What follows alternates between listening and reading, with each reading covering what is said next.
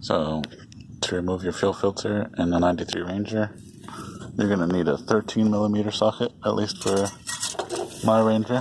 Let's take out the bolts on the bottom frame here.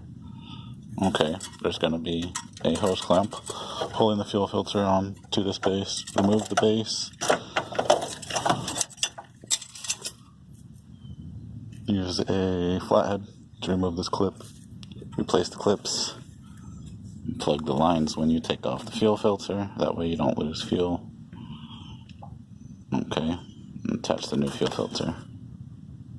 This is on the driver's side. And I'm sure that some of you already know this, but make sure that you point the flow the correct way. This should be flowing towards the front of the car since the gas tank's in the back and the fuel goes to the engine. Notice how this side's flat. They are definitely different, so make sure you put that in the right way. So notice now, this is pointed towards the front of the car. This is pointing towards the back.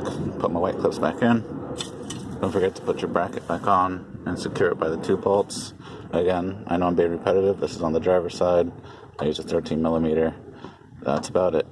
Make sure it holds gas before you mount everything down. That way you don't waste your time. Enjoy.